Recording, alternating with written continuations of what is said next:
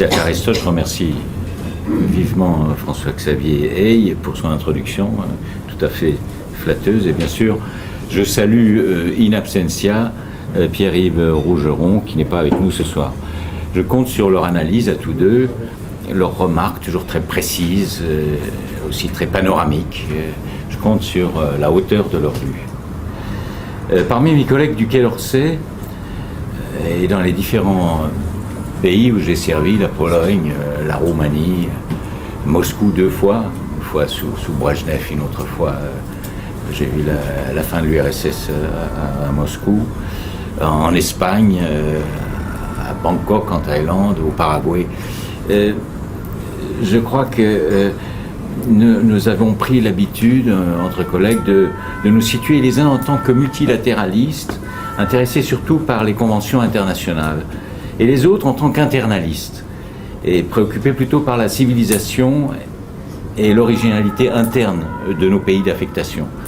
J'appartiens plutôt, je dirais, à cette deuxième catégorie par tempérament, et c'est par empathie, je dirais que je me suis demandé pourquoi les Serbes, une vieille nation très fière de ses immenses sacrifices pour la liberté depuis un siècle, faisaient et font encore les frais d'une vindicte inexpiable et inexplicable, au point que le champion de tennis Novak Djokovic, hier encore, devait essuyer sur les réseaux et à Roland Garros la jalousie et la méchanceté d'un certain public non sportif. Sans doute parce qu'il dit tout simplement qu'il aime sa femme et qu'il aime son pays.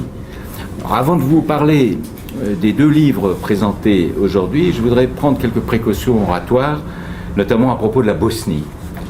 Les habitants de la Bosnie sont des Bosniens, pas uniquement des Bosniaques, sauf si l'on considère que les autres, les Serbes orthodoxes ou les Croates catholiques, sont des intrus, alors qu'ils étaient là bien avant. Parmi les Bosniens, il y a des Bosno-musulmans qui aiment bien se désigner comme Bosniaques, il y a des Bosno-Serbes orthodoxes, et il y a des Bosno-Croates catholiques qui sont venus en masse il y a 2 jours à Sarajevo pour entourer le pape François venu en visite pastorale et diplomatique. Très officiellement, ces 3 peuples sont constitutifs ou constituants. Ils structurent de façon institutionnelle, selon les accords de Dayton il y a 20 ans, la vie du pays. Une autre précaution de langage, par raccourci abusif, on dit souvent Europe au lieu d'Union européenne. Et je m'adresse cette précaution surtout à moi-même, parce qu'il m'arrive de déraper, de parler d'Europe quand il s'agit simplement de l'Union. Par avance, je vous prie de m'en excuser, nous sommes en famille, vous avez le droit de me punir.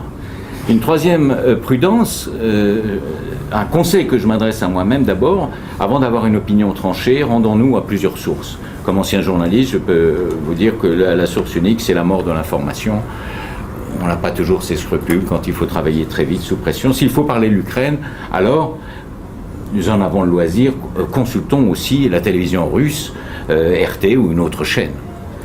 L'un des 2 livres présentés, Dodik et Dayton, vers l'indépendance des Bosno-Serbes, des Serbes de Bosnie, est ma traduction d'un livre de Dubravka Vujanovic, une journaliste de Belgrade, qui présente à travers un recueil d'interviews, s'étalant sur 15 ans, une figure très intéressante, Milorad Dodik.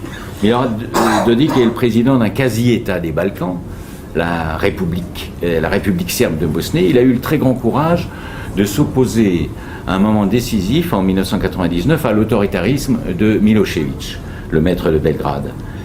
La Republika Srpska, dont il est président, est une entité dont les prérogatives ont été reconnues par la communauté internationale lors des accords de Dayton il y a 20 ans, et qui dispose même d'un réseau de représentation commerciale à Stuttgart, à Bruxelles et dans 4 autres villes. L'autre ouvrage s'intitule « Les boucs émissaires ». Sous ce titre assez explicite, j'ai voulu montrer la contribution bien mal récompensée des Serbes aux grandes causes de la liberté tout au long du XXe siècle. Les Serbes ont aussi porté le projet yougoslave de coexistence pluriethnique, ce qui aurait dû leur valoir les applaudissements du public multiculti, de ce que les Américains appellent la gauche libérale. Ils ont porté la résistance au nazisme, mais il a paru plus commode de les désigner, les Serbes, comme nazis ou bolcheviques, à volonté, selon l'humeur, et de les livrer aux invectives des médias occidentaux dans les années 1990. Les deux livres évoquent aussi la situation dramatique des Serbes du Kosovo, environ 120 000, prisonniers sur leur propre terre, mais surtout les espoirs des Serbes de Bosnie-Herzégovine, à peu près 1 300 000, dont le statut est beaucoup plus enviable et qui ont la sagesse de patienter d'ici à une réorganisation des Balkans. La scène balkanique paraît bien sûr beaucoup plus stable que le Moyen-Orient, mais il y a cette année des éléments d'actualité. Il y a un mois, un commando albanais kosovar a attaqué un poste frontière macédonien à Kumanovo. Et c'est intéressant parce que c'est une localité où précisément a été signé en 1999 l'arrêt des frappes aériennes de l'OTAN sur la Serbie et le Monténégro. Un cliché veut que dans les Balkans, la braise couve toujours sous la cendre, et un autre cliché qui est plus récent veut que les Serbes soient les incendiaires, ceux qui soufflent sur cette braise. Le 11 juillet prochain, sur les lieux du massacre de Srebrenica, survenu en 1995, un massacre commis par les Serbes, c'est indéniable, mais qui n'a sans doute pas l'extension, qui n'a pas eu l'extension et qui n'a pas pris les proportions que l'on a décrites. Un événement sur lequel aucune commission internationale indépendante n'a enquêté. Une immense cérémonie va réconcilier et rassembler contre les Serbes le temps de la journée des officiels iraniens, saoudiens, turcs, européens, américains, et les jours qui précèdent, les 9 et 10 juillet, les marcheurs de la paix qui vont se rendre à pied au mémorial de Srebrenica, vont caillasser dans la région les maisons serbes et brandir les drapeaux noirs du djihad. Enfin, le 21 novembre prochain, on marquera le 20e anniversaire des accords de paix de Dayton-Paris. Les accords ont été signés à Dayton le 21 novembre, mais ils ont été paraphés le 21 novembre à Dayton, mais ils ont été signés officiellement à Paris, à l'Élysée. Là encore, il faut s'attendre à une débauche de pamphlets anti-serbes, un déluge de haine contre les fauteurs de guerre.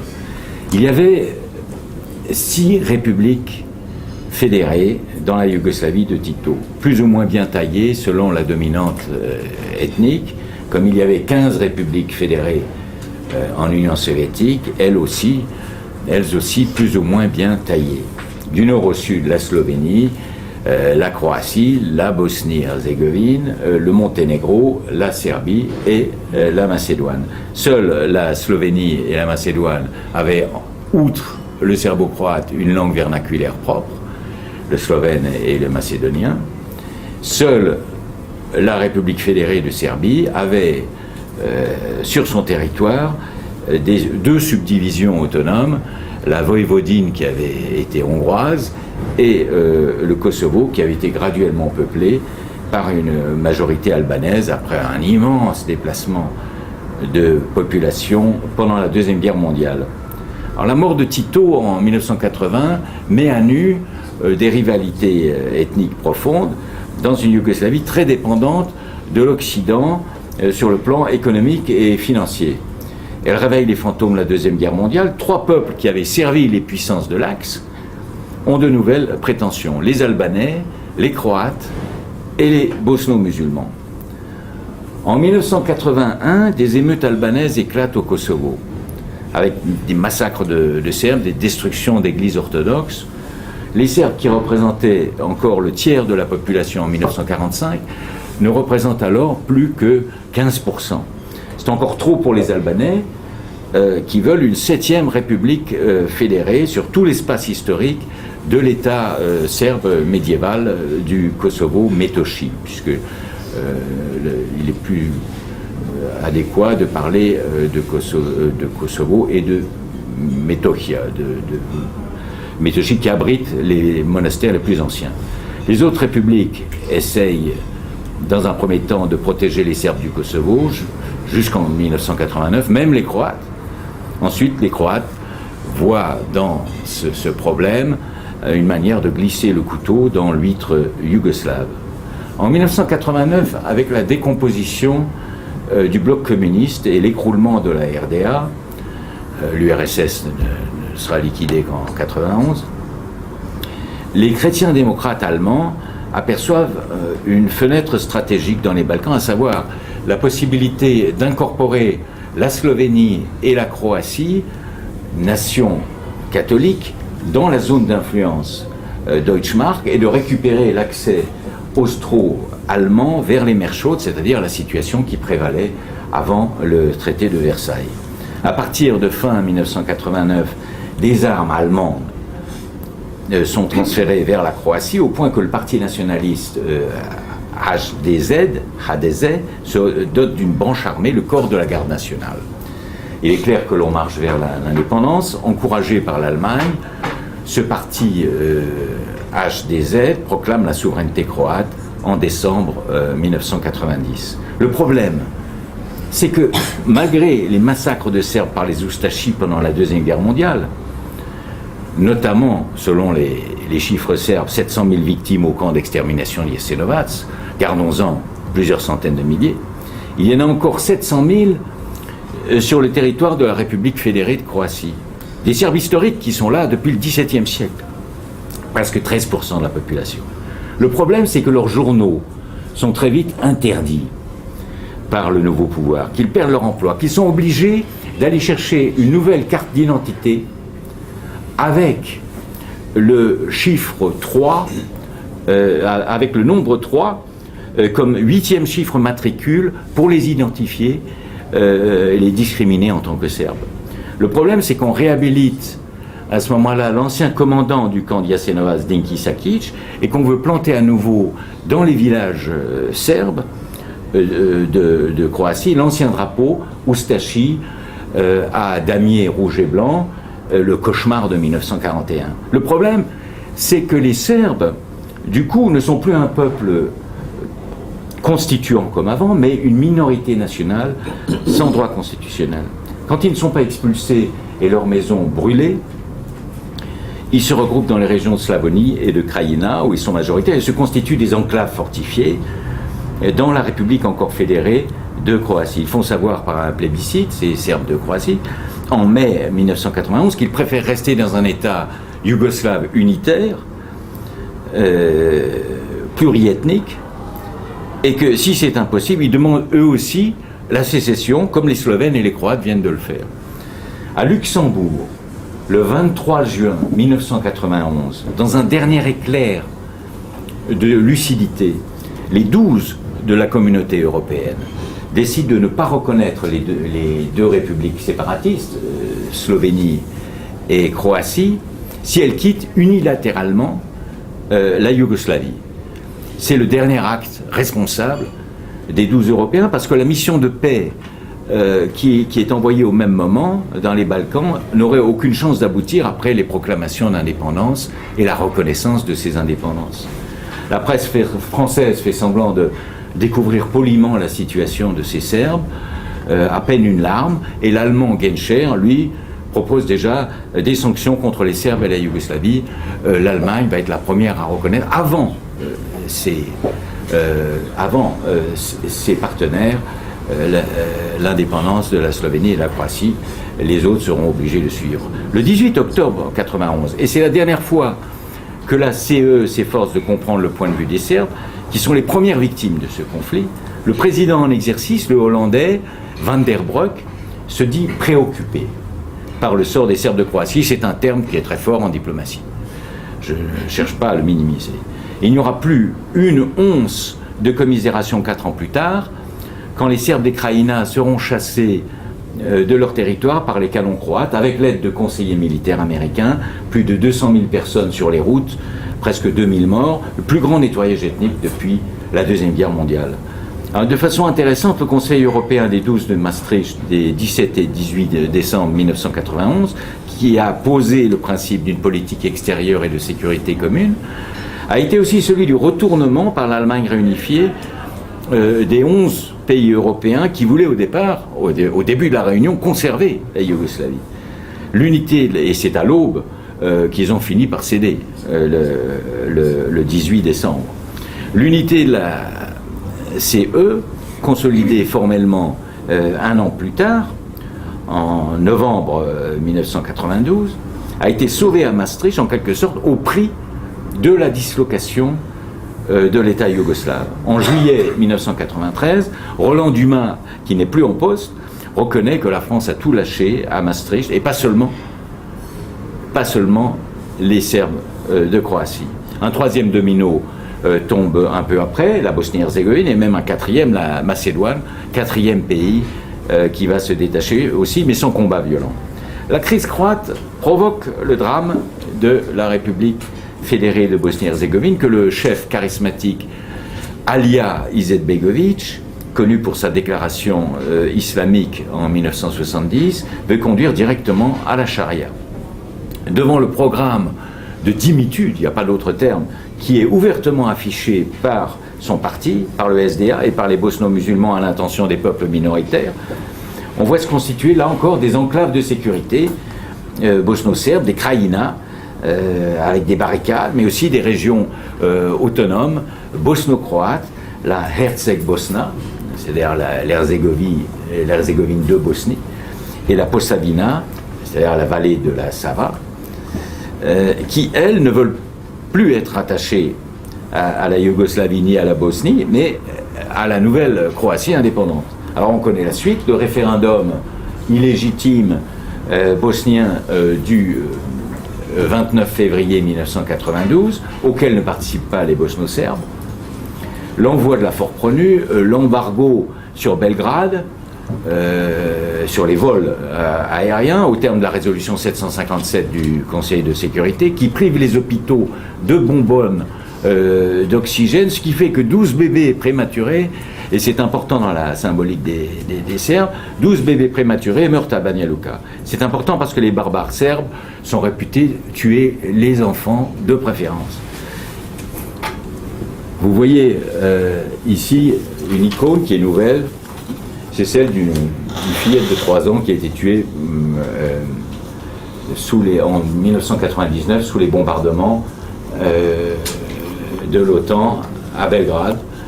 Alors, cette Milica Rakic est devenue une sainte martyre. Il y a maintenant des icônes dans les églises serbes à l'effigie de cette fillette.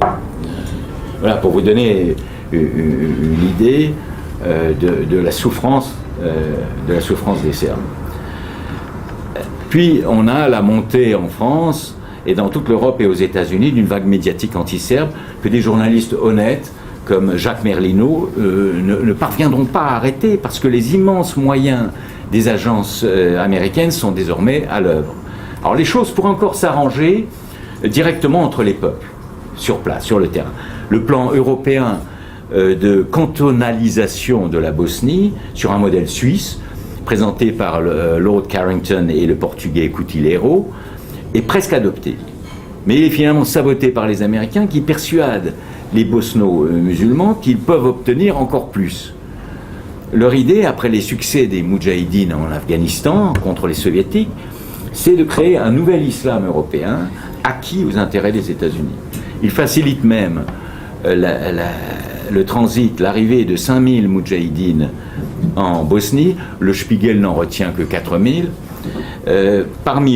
Parmi ces Moudjahidines, on a Bin Laden qui reçoit à cette époque un passeport bosnien, et son adjoint Ayman al-Zawahiri, qui dirige le djihad dans les Balkans dans ces années-là et qui est actuellement, depuis 2011, officiellement, le numéro 1, le chef mondial d'Al-Qaïda. On sait que la Bosnie est restée une plateforme de formation djihadiste. On compterait actuellement 2000 Bosniens entraînés sur place et envoyés sur les théâtres de Syrie et d'Irak.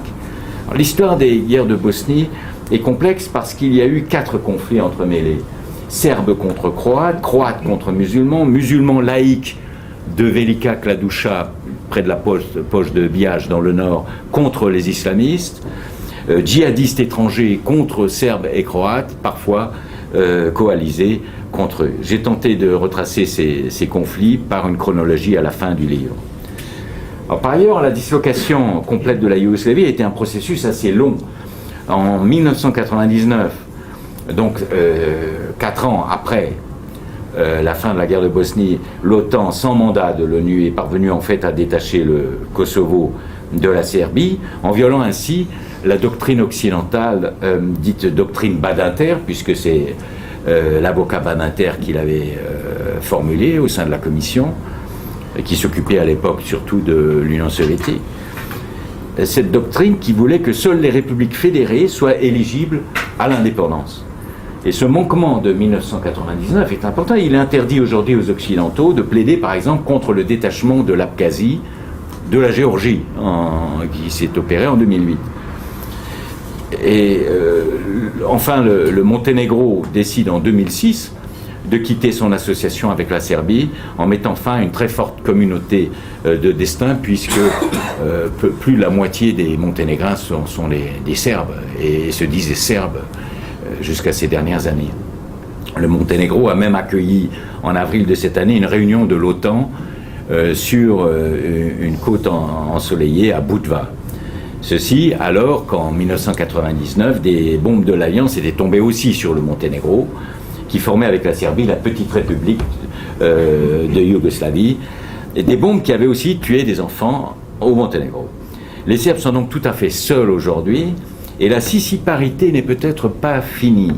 Il existe une agitation entretenue de l'extérieur au Sandjak, toute petite région musulmane de la Serbie. Curieusement, les Sandjakis se disent bosniaques maintenant. C'est une nouvelle plaie dans le flanc des Serbes, sans compter les pressions hongroises en Voïvodine. Enfin, si les Albanais, qui forment maintenant 45% de la population de ce que l'on doit appeler la Fyrom, parce que la Grèce interdit qu'on l'appelle la Macédoine, si ils forment donc 45% de cette ancienne république yougoslave de Macédoine, c'est le nom officiel, si ces Albanais réclament la sécession, on aura une recomposition dangereuse avec une perspective de grande Albanie incluant le Kosovo et la moitié des territoires macédoniens et monténégrins. Alors il est intéressant de voir comment, après avoir attisé et exploité un conflit, les intervenants étrangers dans un pays s'attellent à la reconstruction. Le cas de la Bosnie, en cette année 2015, qui voit le 20e anniversaire de la paix, le 21 novembre prochain, va être sans doute brandi comme un exemple habile de réorganisation institutionnelle. La paix arrive après 3 ans et demi de combat en Bosnie, des pertes de près de 100 000 habitants, 97 000 disent les ONG suisses, tout peuple confondu, sans compter notamment 84 casques bleus français morts dans la bataille, plus 70 autres Français morts d'accidents après la paix, et d'autres, bien sûr, d'autres victimes parmi les autres casques bleus des forces internationales. La pollution de vastes portions de territoire par des munitions à l'uranium appauvri. Et ça, c'est très grave. Ces bombes ont à nouveau été essayées en 99. Elles sont inaugurées en 94. Et elles l'avaient été sur les champs de bataille en Irak, la première guerre d'Irak, 95, 99. Et les cycles sont de plusieurs millions d'années, naturellement. La paix est signée parce que Clinton, Chirac et la CE voulaient à tout prix une signature. Et surtout que l'on a dit aux belligérants bosniaques que les accords seraient tournés à leur avantage après la signature. Ces accords de paix de Dayton-Paris ont donc créé fin 1995 un État, en fait une communauté étatique très molle, très bureaucratique et très peu fonctionnelle, mais qui a eu le mérite de suppléer un vide et qui repose sur les droits égaux des 3 peuples de Bosnie, les Bosniaques, les Serbes et les Croates. L'État central à Sarajevo n'a que 10 compétences explicites: politique douanière, transport, communication, politique monétaire. Le mark bosnien, héritier du Deutschmark, est calé sur l'euro et il vaut donc moitié moins que l'euro, mais pas la justice, pas la police et pas vraiment la politique étrangère, puisque le chef de la diplomatie bosnienne doit recueillir le consensus des 3 coprésidents, le serbe, le croate et le bosniaque, puisque la présidence de l'État est collective. Et comme les armées sont restées à peu près celles créées pendant la guerre ethnique, on a ajouté en 2005 un badigeon de structures communes légères pour donner l'impression d'unité, mais toujours avec le principe de la parité ethnique et pas la règle du mérite. La même chose pour les polices, qui sont restées distinctes, mais avec des agences communes par-dessus, étroitement contrôlées par l'Occident. Après tout, après l'échec de la construction d'État en Somalie et en Érythrée, l'Occident devait prouver au monde que l'on pouvait quand même pratiquer la construction d'État à Abni Ilo, le fameux state building. C'est ce qu'a tenté le Conseil d'application des accords de paix, qui inclut une vingtaine d'États et d'organisations, y compris le HCR, y compris la Russie, y compris le Japon, qui donne énormément à la Bosnie, et la Turquie, qui représente les 53 pays membres de l'OCI, de l'Organisation de la coopération islamique. C'est un privilège qu'on a accordé à l'époque à la Turquie, l'ancien colonisateur. Le Conseil est animé par le haut représentant de la communauté internationale, dans les faits depuis 20 ans, une série de diplomates européens choisis par les Américains. Depuis 2008, il est question de fermer ces bureaux et de laisser faire l'autre gouverneur du pays, le gouverneur européen, le représentant spécial de l'Union européenne, qui est un Danois, Sorensen, mais pour l'instant tout reste en état. Le pays reste divisé mentalement, politiquement, économiquement et même culturellement, parce que les négociateurs à Dayton, sans comprendre l'enjeu, ont oublié d'inclure l'éducation dans les accords. En réalité, la Bosnie, c'est un collage de 2 morceaux, et ce sont les 2 entités de cette Bosnie créée par Dayton qui se partagent la réalité du pouvoir. Au centre et au sud, la fédération croato-musulmane, 51% du territoire selon Dayton, chef-lieu Sarajevo, environ 2 millions d'habitants. Cette entité est le produit d'un mariage forcé voulu par les Américains en 1994 entre les musulmans et les catholiques, avec une cohabitation très très difficile. Sur les franges nord et est, la Republika Srpska, un meilleur tissu social et humain, mais plus de chômage. Les bosno-serbes orthodoxes ont su garder l'essentiel de leurs prérogatives, que l'on essaie de leur reprendre depuis 20 ans. Et des sondages montrent qu'ils seraient à 92% à se prononcer pour l'indépendance si on leur permettait un référendum. Alors j'ai promis des leçons sur les Balkans et j'ai de la peine à les tirer alors qu'il y a de gros nuages sur la région. Mais le pire n'est pas toujours le plus sûr. C'est difficile d'extorquer aux Serbes de nouvelles concessions, ils ont dû déjà beaucoup céder, sauf l'honneur.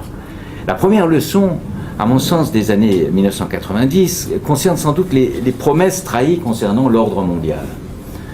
Après la chute du mur de Berlin et la dislocation du pacte de Varsovie. La fin du XXe siècle promettait de resserrer les liens entre les personnes et les peuples, d'ajourner la politique arrogante des grandes puissances, d'aménager le village planétaire, où même les petits pays seraient, croyait-on, pris en compte et respectés. À l'époque, on entretenait des illusions quant aux avantages des phénomènes fusionnels entre les États. Or, face à une Russie qui était déjà à genoux, l'OTAN n'a pas voulu se dissoudre. Pour rebondir, elle s'est cherché un nouvel ennemi. Et attaquer les Serbes, un plus petit gibier, c'était faire mal aux Russes, dont on avait un peu peur encore malgré tout. D'ailleurs, il faut le dire, les Russes n'ont pas eu très mal à la Serbie à cette époque. Quant à la construction européenne, elle s'est fait, elle aussi, une nouvelle santé dans les guerres yougoslaves, en s'adossant à l'OTAN, qui est devenue même la première étape du parcours avant le processus d'adhésion à l'UE. Nous savons désormais, c'est une première certitude depuis ce temps-là, qu'il n'y aura pas de village global, fraternel. Une deuxième leçon pourrait être tirée sur la précarité des États multiethniques où il existe fatalement des tendances à la décomposition. Voyons l'Irak ou la Libye. L'Occident, qui voudrait bien gérer chez lui le processus de multi-ethnicisation, a achevé la destruction de la Yougoslavie, seul État européen où le multiethnisme avait été pensé en tant que tel, avec tous ses défauts, mais en tout cas construit pas à pas.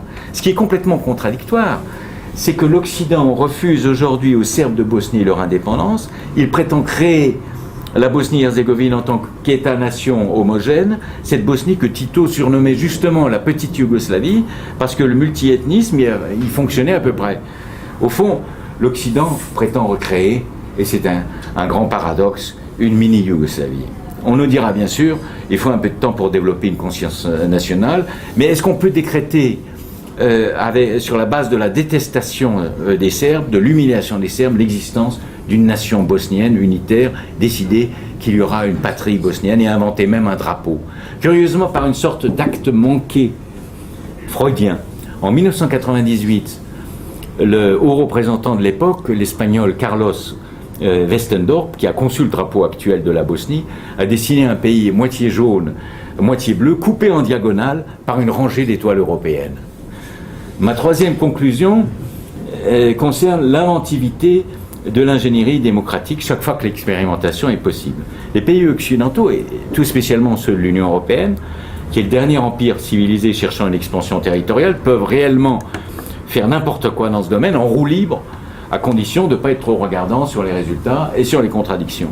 Par exemple, en matière de justice internationale, avec l'aide de l'OTAN, on peut sélectionner à La Haye des têtes de coupables comme Radovan Karadzic et le général Ratko Mladic. On peut changer les règles d'audition des témoins en cours de procédure. On peut infliger, pour le plus grand bonheur des foules, on le verra sans doute dès cette année, des peines de perpétuité aux prétendus génocidaires, des hommes déjà détruits par une très longue captivité. Mais il faut prouver que l'on va de l'avant. Move ahead, dit Madame Federica Mogherini, que l'on marche vers quelque chose. Et pour montrer qu'il y a des progrès démocratiques en Bosnie-Herzégovine, un pays encore sous tutelle internationale, sous prétexte qu'il pourrait encore menacer la paix, on lui accorde en 2010 un poste de membre non permanent au Conseil de sécurité des Nations Unies, ce qui lui permet de voter sur les frappes en Libye. Mieux encore, le 20 mai dernier, et ceci jusqu'en novembre, jusqu'au 15 novembre 2015, la Bosnie a reçu la présidence du Conseil de l'Europe, l'institution européenne la plus ancienne et la plus vénérable qui rassemble 47 pays.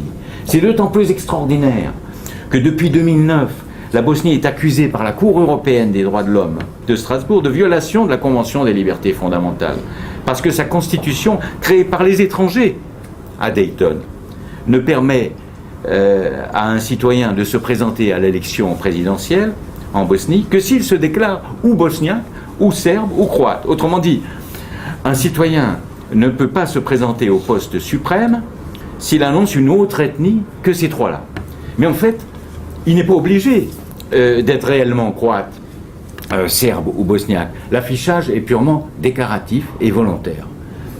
Demain, il peut se dire croate, après-demain, il peut se dire autre peuple, et encore après-demain, serbe ou croate. Je ne trouve pas ça très choquant. Pour ma part, après tout, le roturier Monsieur Smith ne peut pas être roi d'Angleterre, chef de l'État. C'est une tradition dynastique, voilà tout. Bien sûr, c'est injuste pour Monsieur Smith.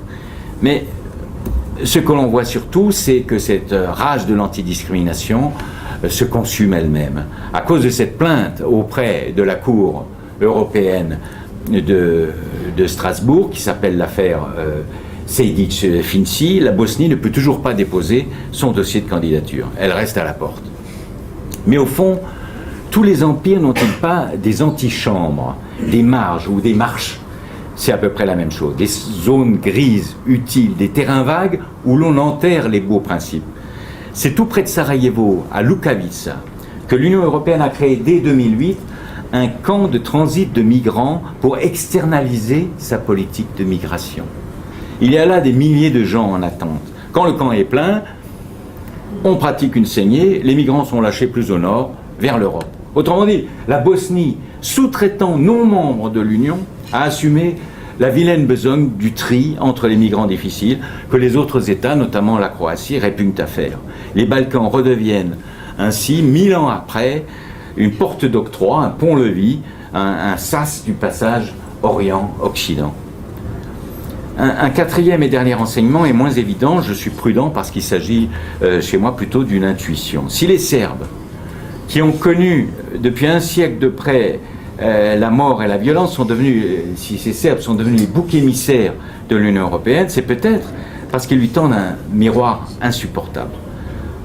Un large éventail des valeurs de notre propre héritage européen, des valeurs précieuses qui sont vécues chez eux, au quotidien, au présent, et que la nouvelle pensée a justement décidé de brader et que eux, les parias, veulent conserver. Au fond, si l'Union européenne a encore des doutes sur son propre cheminement, les Serbes seraient là pour raviver ces doutes. Ah, et si après tout dans une société il était important que le couple d'un homme et d'une femme fonctionne dans l'harmonie, que les enfants soient heureux auprès de papa et de maman, surtout s'ils ne trouvent pas de travail immédiatement, et si le social et le familial étaient plus importants que le sociétal. Et c'est parce que les fidèles, et les Serbes sont fidèles à leur propre culture chrétienne, qu'ils deviennent dépositaires par là même de cet immense patrimoine dont la nomenclatura de Bruxelles, de Strasbourg ou de Luxembourg ne veut plus. Dépositaires de notre mémoire. Du coup, ils deviennent des gêneurs. Eux qui redoutent pour eux-mêmes l'extinction, un peu comme les Russes, la fin de l'espèce. Ils sont des empêcheurs de légiférer en rond sur l'aide active à mourir, le droit à la sédation profonde jusqu'au décès, le suicide médicalement assisté, la GPA. Est-ce que les Serbes seraient au fond un modèle concurrent? Il resterait à les lobotomiser, et peut-être tous les autres balkaniques. Mais va-t-on réussir à liquider leur tradition, le cher passé de tous ces peuples, y compris le passé qui fait mal, les souvenirs de la Première et de la Deuxième Guerre mondiale, le tissu ancestral des familles. Ici, je ne veux pas totalement singulariser ni idéaliser les Serbes de façon curieuse dans les Balkans. Tous les téléspectateurs, slovènes, croates, serbes, aiment, plutôt que les séries européennes ou latino-américaines, ou états-uniennes, les séries télévisées turques ou latino-américaines. Parce que les questions de famille, ils sont justement au centre, les relations entre parents et enfants, entre enfants et grands-parents, les difficultés financières des ménages, des drames basiques élémentaires, mais qui leur parlent au cœur. Je ne pense pas que la novlangue ou le rouleau compresseur anti-famille et anti-vie parviendront à assécher ces sources vives de l'homo balkanicus, ni sa joie, quand il oublie les soucis du quotidien et qu'il entretient dans sa famille les chants et les danses de ses ancêtres. Je parle aussi bien sûr de familles de cadres urbains et d'ingénieurs, pas seulement de gens de la campagne.